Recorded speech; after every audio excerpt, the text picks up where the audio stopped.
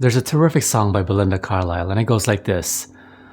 Ooh, baby, do you know what that's worth? Ooh, heaven is a place on earth. They say in heaven, love comes first. We'll make heaven a place on earth. Ooh, heaven is a place on earth. That's the chorus. Pardon my singing, but it's a terrific lyric. She's saying that they say in heaven is a place that people ascribe to end up in, at the very least, or they say it's a grandiose thing, a romantic thing, a romantic place where everything is right and everything is good. She says that in that place, love comes first. And then she's insisting that we'll make heaven a place on earth. We'll make this romantic place, this place where everything's good and everything's right. We'll bring that to us, where we are. And in that place, love comes first.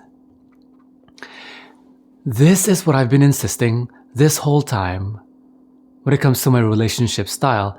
Make love come first. What's the difference with love coming first, based on the difference with that and the relationship style that people have now? There's a huge, massive difference, because the difference being the relationship styles that people practice now worldwide, internationally, at the outset, fundamentally. In other words, this is what relationships are based on, and it's based on not love. It's based on monogamy. It's based on tradition. The tradition of monogamy is a tradition. It's not a practice about love. Just like marriage has never been about love. It's about real estate.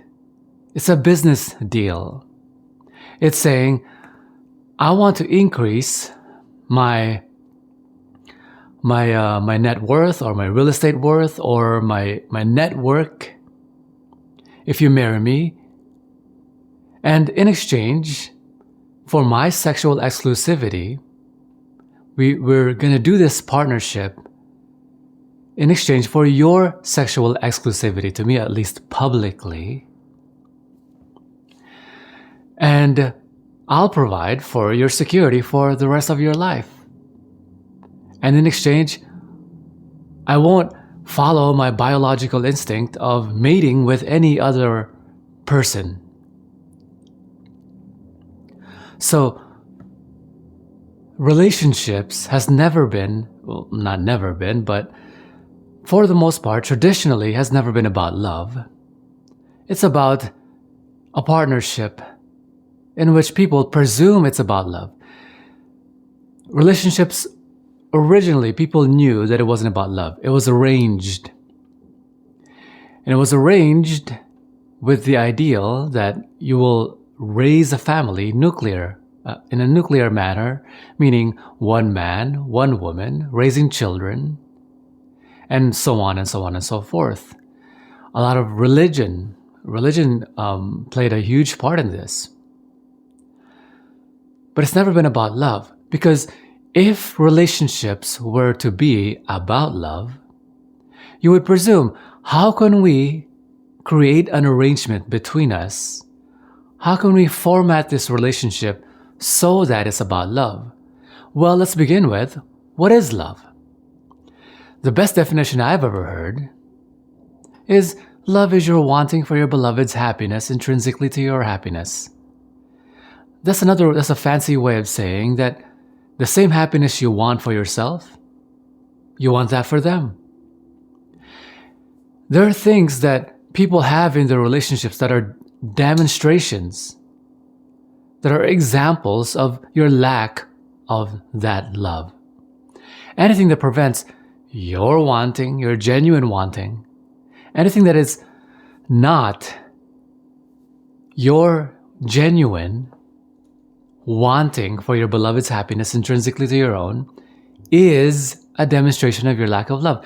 What are some examples of this? Jealousy. Jealousy is a compounded emotion of, number one, fear of loss, and number two, the rage from feeling that fear of loss. Those two emotions comprise the emotion jealousy. How can you prove this to yourself? Look at any time, any moment, or anyone who's feeling jealousy. They'll have fear of loss, and then they'll compound that with rage because of that fear of loss. That is what jealousy is. And so, if you look at jealousy, it's a demonstration of your lack of love, because it's your lack of your genuine desire for their happiness, because it's not something that you want for your relationship without considering their happiness, well-being, and actualization. The word actualization confuses some people. Actualization simply is getting to something that you want actualized. Something that's not actualized now, something that's not actually going on now, you're going after it, and once you get it, it's actualized.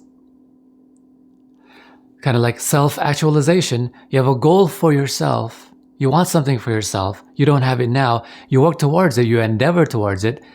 You get it, and now you have self-actualization.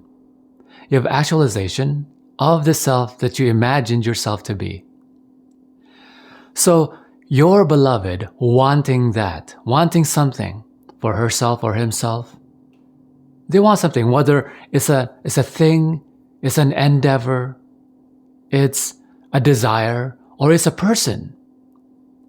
They're actualizing what they imagine they like in their life. They're getting that and they're working towards that. And your genuine desire for their getting that is a demonstration of your lack of love. Any lack of that, anything outside of that, is a demonstration of your lack of love.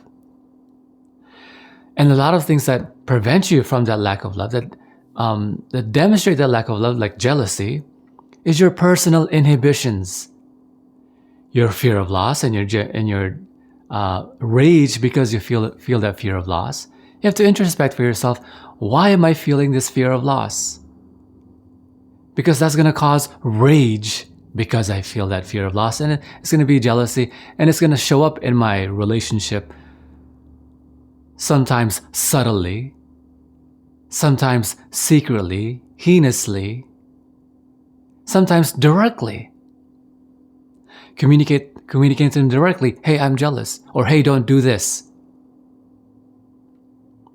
Preventing them, or sometimes even worse, it could be very subtle. You manipulate the relationship so that they can't actualize themselves. Do you want to go home with that girl or that guy this one night? What's going to prevent you from allowing that or wanting that for them is your fear of loss and your rage because you feel that fear of loss.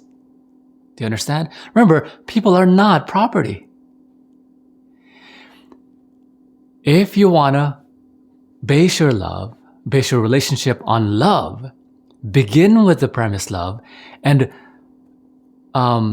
create your relationship around that idea, love, your genuine wanting for your beloved's happiness, and create rules and stipulations in the relationship so that you facilitate your love for them. And that's when you bring heaven. You make heaven a place on earth where in heaven, love comes first. You have any questions? Leave it in the comments below or send me a message. I'll talk to you in the next video. Bye-bye.